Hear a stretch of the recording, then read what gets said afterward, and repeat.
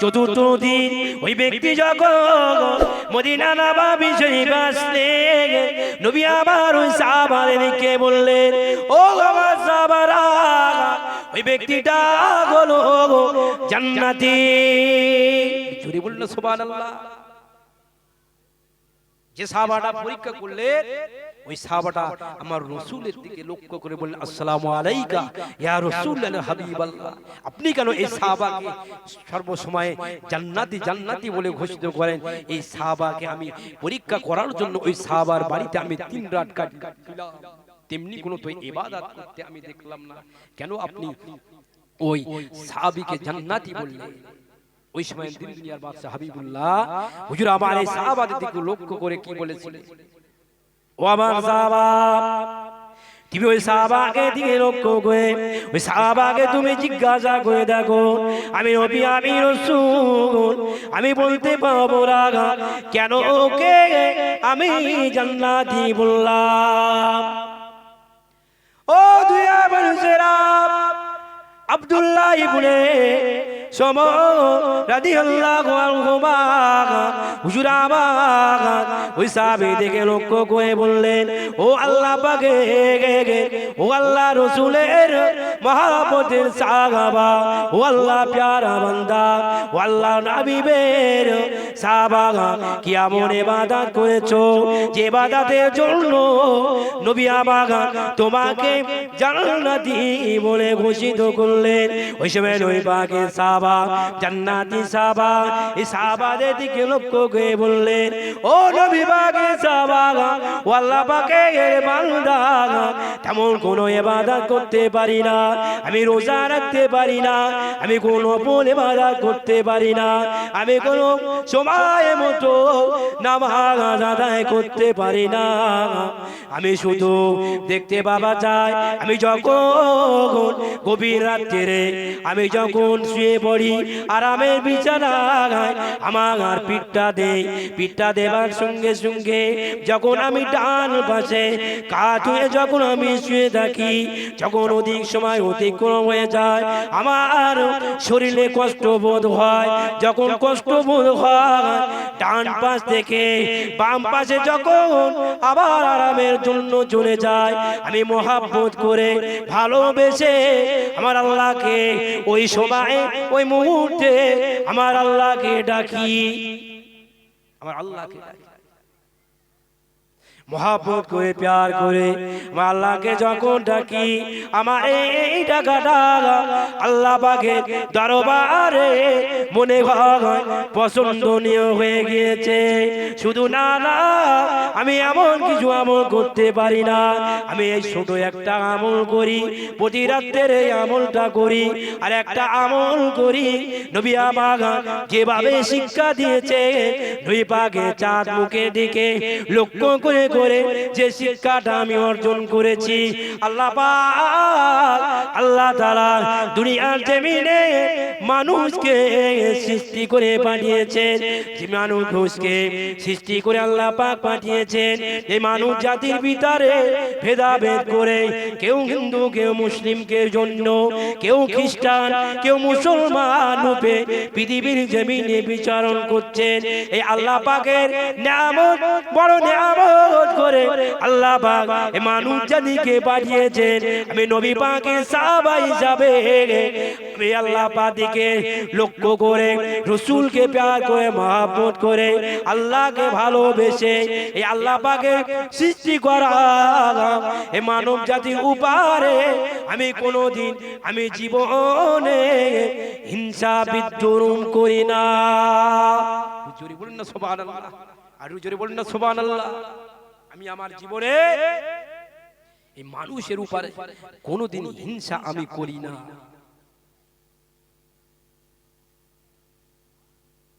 ওই সময় দুনিয়ার বাদশা হাবিবুল্লাহ হুজুরদেরকে লক্ষ্য করে এই সাহাবা কি বলেছিলেন, ইয়া রাসূলুল্লাহ হাবিবাল্লাহ, এই জন্য কি আপনি কি এই সাহাবাকে জান্নাতি বলে ঘোষিত করলেন? ওই সময় দুনিয়ার বাদশা হাবিবুল্লাহ হুজুর আমার ওই সময় সাহাবাদের দিকে লক্ষ্য করে বললেন, ও আমার সাহাবারা, যে আমি এই জন্য এই আমার সাহাবাকে আমি জান্নাতি বলে ঘোষিত করলাম। একটু জোরে বলুন না সুবহানাল্লাহ।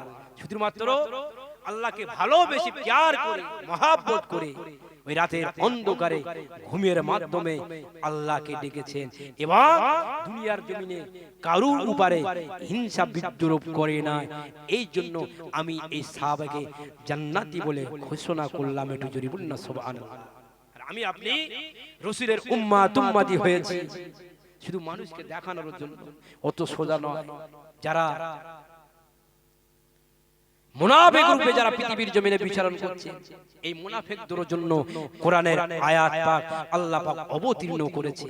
মুনাফিকরা এসে রাসূলকে বলছে, ইয়া রাসূল হাবিবাল্লাহ, আপনাকে রাসূল বলে মানি, আখিরি জামানার নবী বলে মানি, আপনার প্রভু আল্লাহকে বিশ্বাস করি, আল্লাহকে আল্লাহ বলে মানি, আপনার যে আল্লাহ পাকের সৃষ্টি করা ফেরেশতাদেরকে মানি আমরা।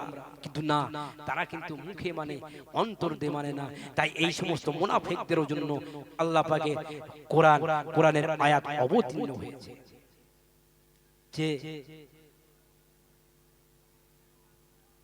নবী রাসূল পয়গম্বরদেরকে আল্লাহ পাক পাঠিয়েছে আপনাকে আমাকে শিক্ষা দেওয়ার জন্য। শুধু কোরআনকে নয়, কোরআনকে পাঠিয়েছেন, শুধু পাঠালে হবে না, কোরআনের গাইডম্যান রূপে আমার রাসূলকে আমার আল্লাহ পাক দয়াময় দয়া করে পৃথিবীর জমিনে পাঠিয়েছেন বলে তারই আদরের উম্মাত উম্মতি আমি আপনি হতে পেরেছি। একটু জোরে বলুন না সুবহানাল্লাহ। কাল কিয়ামতের মহাময়দানে হাসরের মাঠে দেখা যাবে কে রাসূলের সঠিক উম্মাত উম্মতি হয়ে বসে আছে।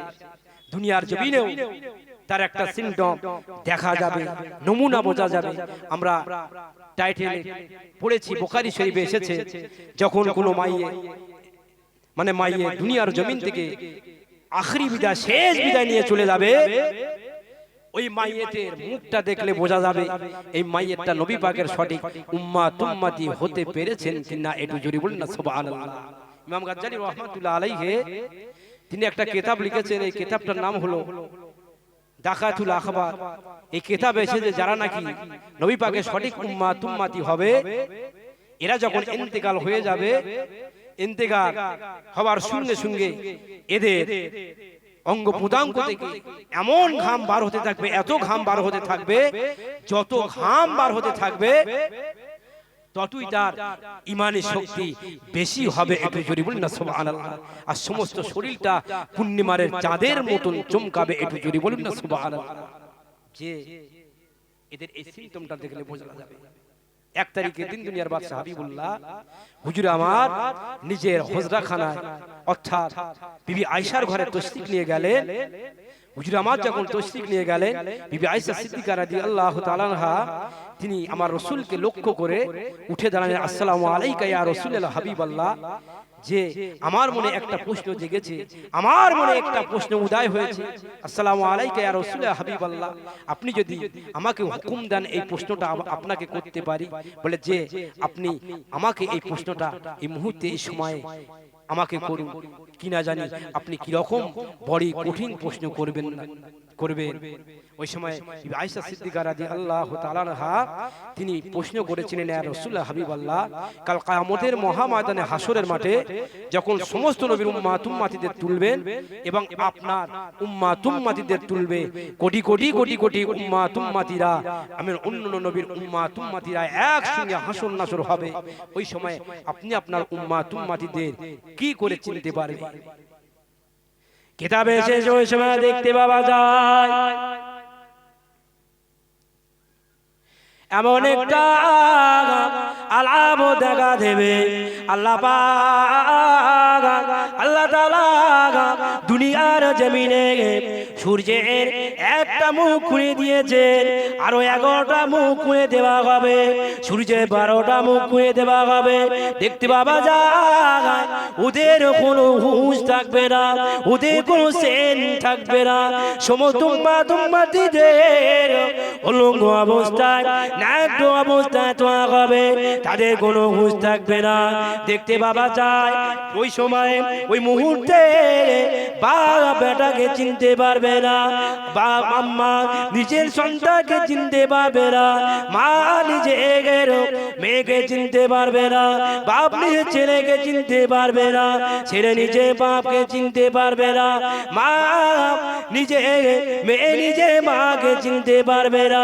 ওই সময় দেখতে পাওয়া যায় কিরকম হালতটা হবে, ওই সময় দেখতে পাওয়া যায় এমন একটা আল্লাহ পাকের ফেরেশতারা তারা আবার দিতে থাকবে, তোমরা চলে যা চলে যা চলে যাও, দুই ভাগে ভাগ হয়ে যাও, দুই ভাগে ভাগ হয়ে যাও।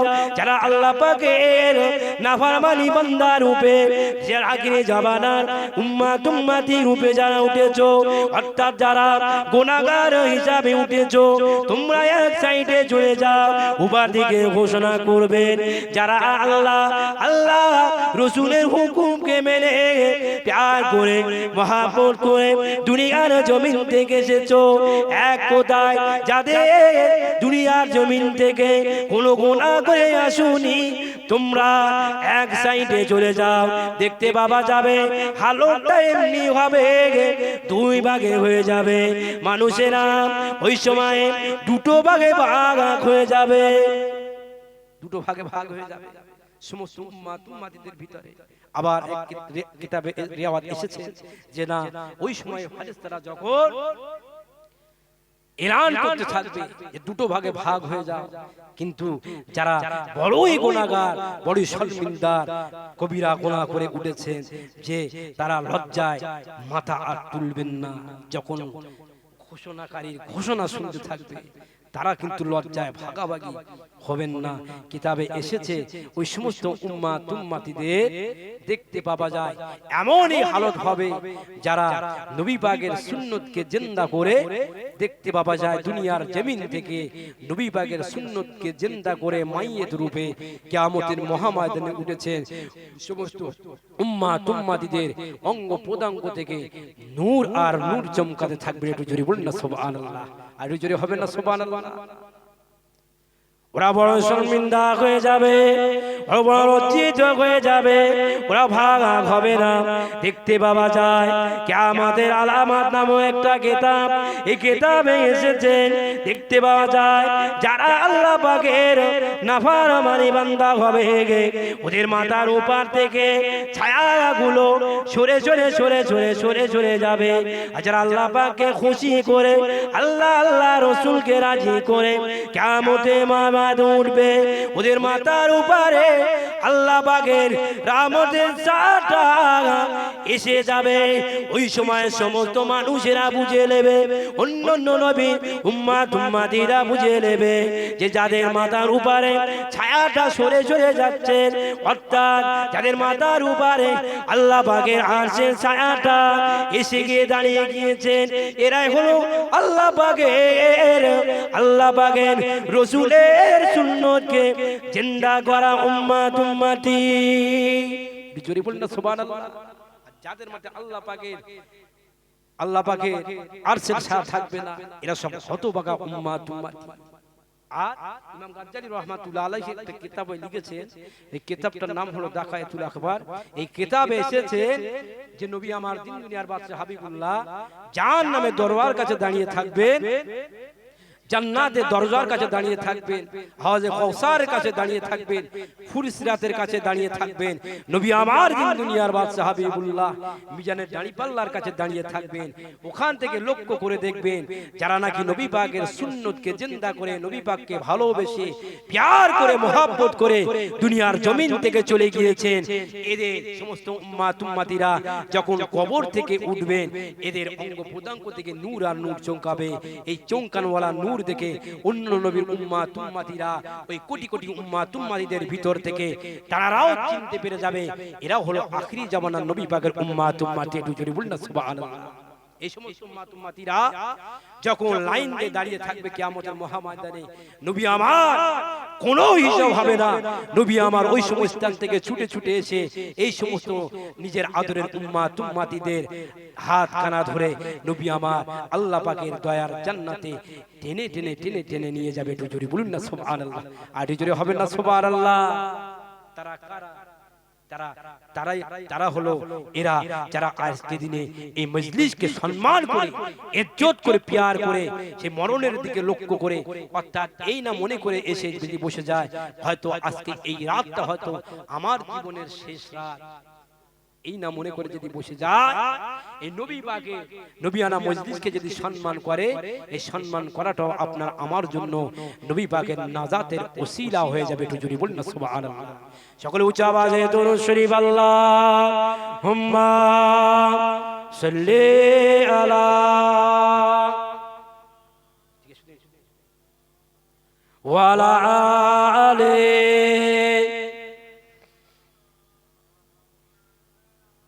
ইয়া নবী মুহাম্মদ ইয়া রাসূল মুহাম্মদ তুমি মোর শাফাআত তুমি মোর শাফাআত। জোরে বলুন না সুবহানাল্লাহ, আর জোরে হবে না সুবহানাল্লাহ।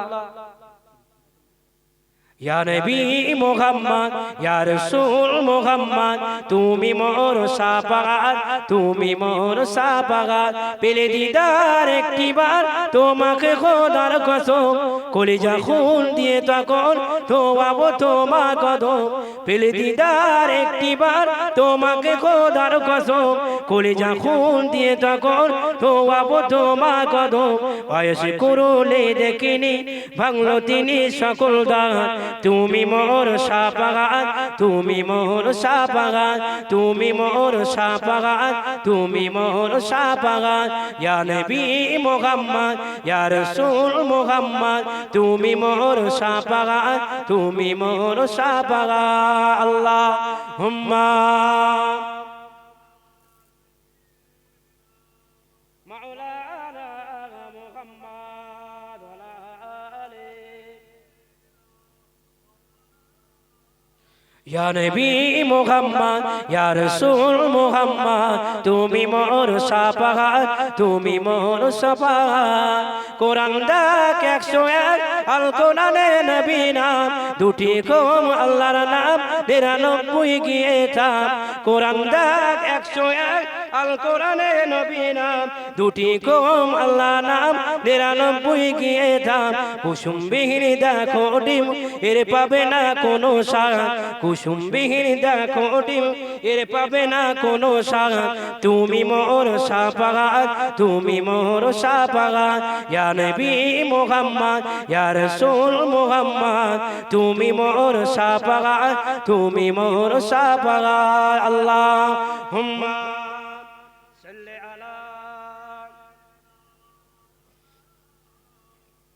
ওয়া আলা আলি। আমার দিনদার ইমানদার ভাই নেক কর আল্লাহ ওয়ালা ভাই সম্মুখে বসে থাকা ভাই ও বাবাজিরা পর্দার অন্তরালে মা ও বোনেরা যারা রাসূলের শানে গোস্তাকি করে আল্লাহর ওলিদের শানে গোস্তাকি করে এদের দুনিয়ায় কোনো জায়গা নেই আখিরাতেও কোনো জায়গা নেই। ওয়াজ শুনবে বুঝে সুঝে ওয়াজ শুনবে। হিংসা করতে হবে এরকম হিংসা যে হিংসাটা দুনিয়ার জমিনেও কাজে লাগবে এবং আখিরাতেও কাজে লাগবে। হিংসা করেছিলেন কে? হিংসা করেছিলেন নবী, এমন একটা নবী যে নবীটার নাম হলো সবচাইতে নবীদের ভিতরে রাগী বললে চলে হযরতে মুসা আলাইহিস সালাম। হিংসা করেছিলেন। কি রকম হিংসা করেছিলেন যে এক তারিখে উনি আল্লাহ পাককে কাছে প্রশ্ন করলেন, আল্লাহ পাক হে আমাদের প্রভু আল্লাহ এই মানুষটা মাথার উপরে কেন আরশে পাকের ছায়া? উনি হিংসা করছে ঈর্ষা করছে। আল্লামা রুহুল আমিন রাহমাতুল্লাহ আলাইহি তিনি ওয়াজ শিক্ষা নামক একটা কিতাব লিখলেন। খণ্ড নাম্বার মানে 74 নম্বর খণ্ড। এই খণ্ড এই উদ্ধৃতি তুলে দিয়েছেন, কোটেশন করে তুলে দিয়েছেন। হুজুর আমার আল্লাহ পাককে প্রশ্ন করে, আল্লাহ পাক এই মানুষটার মাথার উপরে কেন শুধু আরশে পাকের ছায়া, অন্যান্য মানুষদের মাথার উপরে কেন আরশে পাকের ছায়া নাই? আল্লাহ পাককে প্রশ্ন করলেন। আল্লাহ পাক আল্লাহ রাব্বুল আলামিন হযরত মুসা আলাইহিস সালামকে কি বলেছিলেন? হে মুসা তুমি যাও আমার ওই বান্দাকে তুমি জিজ্ঞাসা করো কেন ওই বান্দার মাথার উপরে আল্লাহ পাকের আরশের ছায়া আর অন্যান্য বান্দার উপরে আরশের ছায়া কেন নেই? ওই সময় মুসা নবী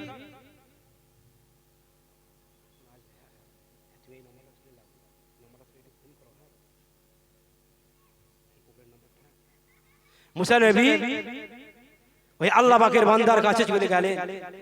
আল্লাহ পাকের বান্দার কাছে গিয়ে জিজ্ঞাসা করলেন, ও আল্লাহ পাকের বান্দা, তুমি কি এমন ইবাদত করেছো, কিভাবে তুমি আল্লাহ এবং আল্লাহর রাসূলকে খুশি করেছো, তাই তোমার আজকে দিনে এরকম মর্তবা এরকম মর্যাদা দিয়ে আপনাকে আল্লাহ পাক আল্লাহ তাআলা আরশে পাকের ছায়া দিয়ে আপনার মাথায় রেখেছে। ওই সময় কি বলেছিলেন ওই আল্লাহ পাকের বান্দা? মুসা নবীকে উত্তর দিয়েছিলেন কি, এ আল্লাহ নবী মুসা, আল্লাহ পাক আল্লাহ তাআলা আল্লাহ তাআলা দুনিয়ার জমিকে আমাকে যখন সৃষ্টি করে পাঠিয়েছিলেন, আল্লাহ পাক আল্লাহ তাআলা আল্লাহ পাকের নবী শেষ নবী আখির জামানা নবী উম্মত করে আমাকে পাঠিয়েছিলেন। আল্লাহ নবী শেষ নবী হযরতে মুহাম্মদুর রাসূলুল্লাহ সাল্লাল্লাহু আলাইহি ওয়াসাল্লামে উম্মত করে আমাকে পাঠিয়েছিলেন দুনিয়ার জমিনে শিক্ষা দেবার জন্য, এমনি ভাবে শিক্ষা দেবার জন্য আমাকে আল্লাহ পাক পাঠিয়েছিলেন। কি শিক্ষা দিয়েছিলেন? নবী আমার যখন মদিনা নববী শরীফে যখন ওয়াজ করতেন, ওয়াজ যখন করতেন, আব্বা আম্মার সম্পর্কে যখন ওয়াজ করতেন, আমি এই ওয়াজটা শুনতাম। আব্বা আম্মাকে বৃদ্ধ পিতা মাতাকে সম্মান করলে যে ইজ্জত আল্লাহ পাক যে সম্মান দেবে, যে ইজ্জত দেবে, এই ওয়াজটা শুনে আমি আমার বৃদ্ধ পিতা মাতাকে আমি সম্মান করতাম, ভালোবাসতাম, প্যার করতাম। আল্লাহ নবী আমার যখন এই ওয়াজটা বন্ধ করে দিয়ে হিংসা সম্পর্কে যখন ওয়াজ করতেন, হিংসা সম্পর্কে যখন ওয়াজ করতেন, আমি ওই ওয়াজটা শুনে নবী পাকের চার মুখে দিকে তাকিয়ে তাকিয়ে হিংসা সম্পর্কে ওয়াজ শুনে আমি আল্লাহ পাকের সৃষ্টি করা সবচাইতে সুন্দর সৃষ্টি করা মানব জাতির উপরে আমার জীবনে কোনোদিন হিংসা বিদ্রোহ করতাম না। আমি এইভাবে আমল করতাম। নবী পাকের চার মুখের দিকে আমি যখন তাকিয়ে তাকিয়ে আবার ওয়াজ শুনতাম। কি ওয়াজ শুনতাম? দুনিয়ার জমিনে যদি কোনো মানুষ তাদের হালাল রুজির মাধ্যমে তারা দুনিয়ার জমিনে ধনী ব্যক্তি হয়েছে, হালাল রুজি রোজগারের মাধ্যমে অট্টালিকা করেছে, গাড়ি বাড়ি করেছে, ওই সমস্ত আল্লাহ পাকের বান্দা বান্দীদের এরকম হালতটা দেখে নবী পাকের উম্মত উম্মতিদের এই হালতগুলো দেখে ওদের উপরে আমি কোনোদিন হিংসা করতাম না, বিদ্রোহ করতাম না। তাই আল্লাহ পাক আল্লাহ তাআলা আমার উপরে খুশি হয়ে মহব্বত করে প্যার করে আজকে দিয়ে আল্লাহ পাকের রহমতের ছায়াটা আমার মাথার উপরে আল্লাহ পাক আমাকে দিয়েছে। জোরে বলবেন না সুবহানাল্লাহ। এরকম রাসূলের উম্মত উম্মতি হতে হবে, হিংসা করলে হবে। যাদের বাড়িতে বৃদ্ধ পিতা মাতা আছে তাদের সেবা যত্ন করতে হবে, তাদেরকে প্যার করতে হবে, মহব্বত করতে হবে। আর এক শ্রেণীর মানুষ আছে যে বৃদ্ধ পিতা মাতাকে তারা দেখতে পারে না, 70 বছর 80 বছর যখন বয়স হয়ে যায় তাদের তুচ্ছ তাচ্ছিল্য করে। নবী আমার বললেন এই সমস্ত উম্মত উম্মতিরা আমার দলভুক্ত হতে পারবে না। দ্বিতীয় নম্বরে ওই ব্যক্তি কি বলেছিলেন? যে আল্লাহ পাক আমার রাসূলকে এমন জিবরিল আমিনের মাধ্যমে এমন পয়গম্বর পাঠিয়ে দিয়েছিলেন যে রাসূল এটা শোনার সঙ্গে সঙ্গে সাহাবাদের নিয়ে মদিনা নববী শরীফে শিক্ষা দিতেন যে হিংসা সম্পর্কে, জান্নাত জাহান্নাম সম্পর্কে, কবরের আযাব সম্পর্কে সমস্ত বিষয় শিক্ষা দিতেন।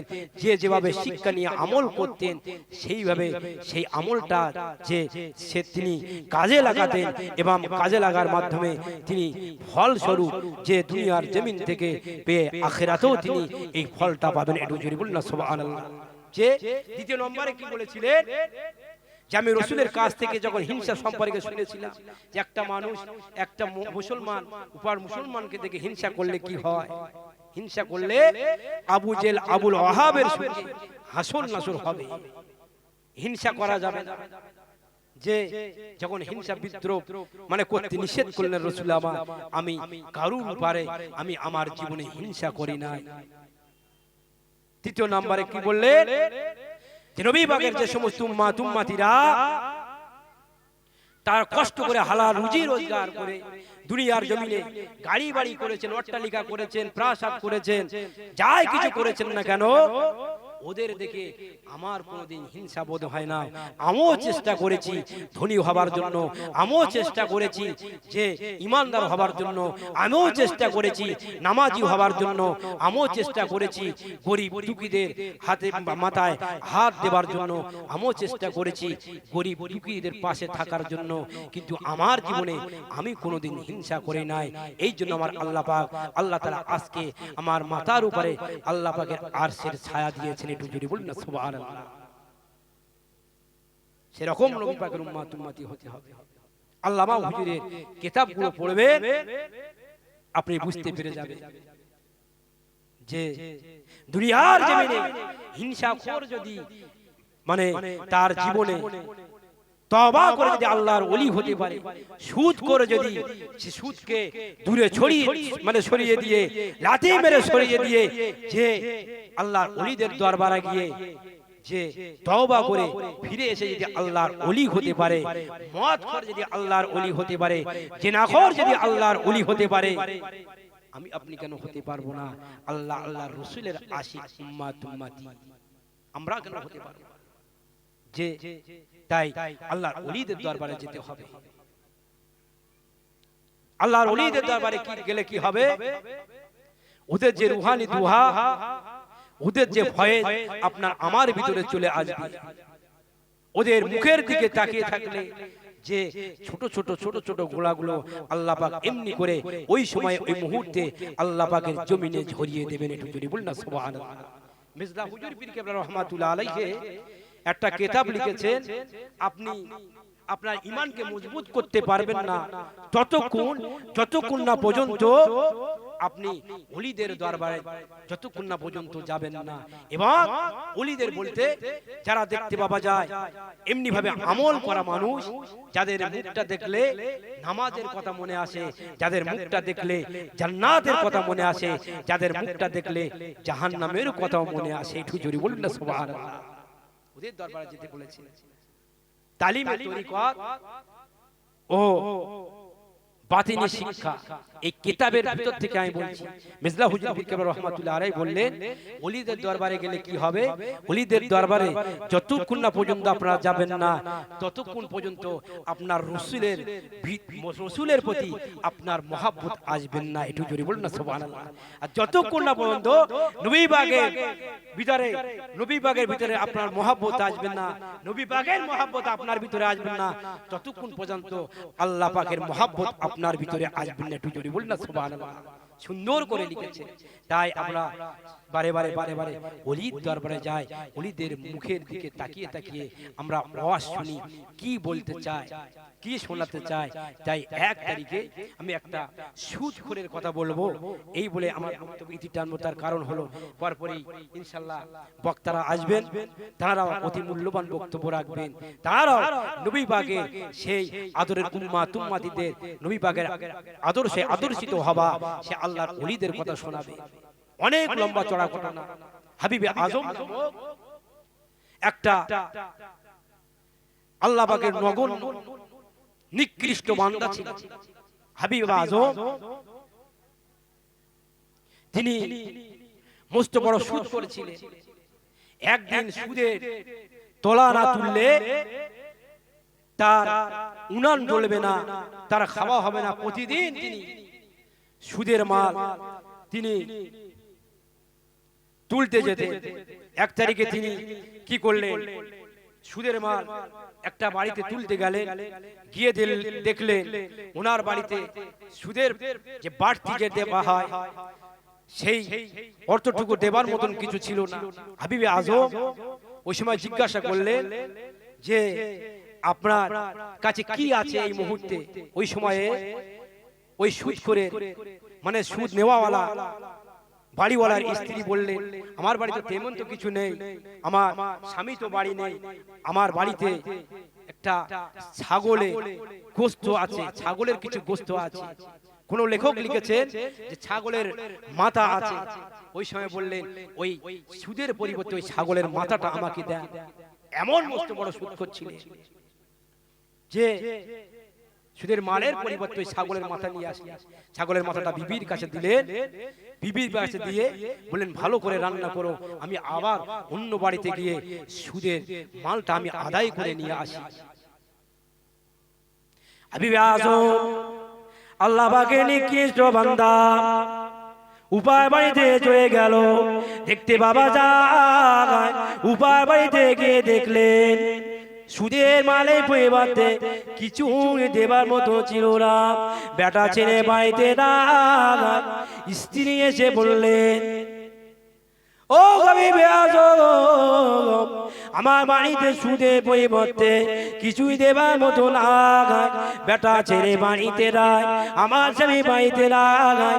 ওই সময় হাবিবে আজম কি বলেছিলেন, তোমার কাছে কি রকম কি আছে, কি বস্তু আছে সুদের পরিবর্তে, ওই রকম বস্তুটা দিলে পারে তোমার বাড়ি থেকে চলে যাব। ওই সময় দেখতে বাবা যায় হাবিবে আজম যখন কথা বলেছিল, ওই সময় হাবিবে আজমের কাছে ওই স্ত্রীটা বলেছিল, ও হাবিবে আজম, আমার কাছে এমন কোন বস্তু না দেবা মতো, আমি সংসারে বড় অসহায় ভিতরে আছি, সংসারে বড় টানাটানি ভিতরে আছি।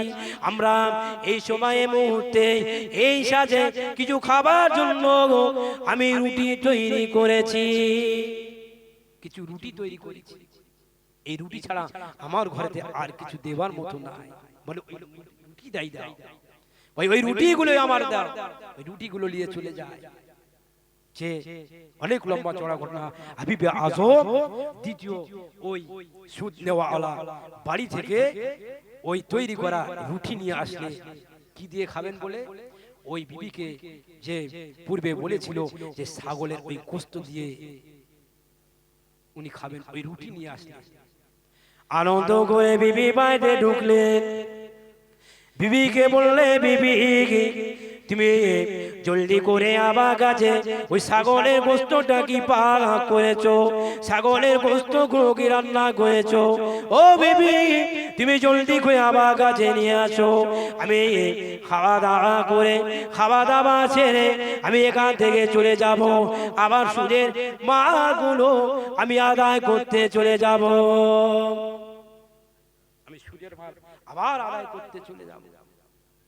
বিবি আমার তড়িঘড়ি করে যখন ওই পাক করা গোশত ছাগলের গোশতটা হাবিবে আজমের সামনে দিলেন, দেওয়ার সঙ্গে সঙ্গে সঙ্গে সঙ্গে দেখতে পাওয়া যায় ওই ছাগলের গোশতগুলো রক্ত পিণ্ড হয়ে জমাট বেঁধে গেলে, রক্ত জমাট বেঁধে গেলে।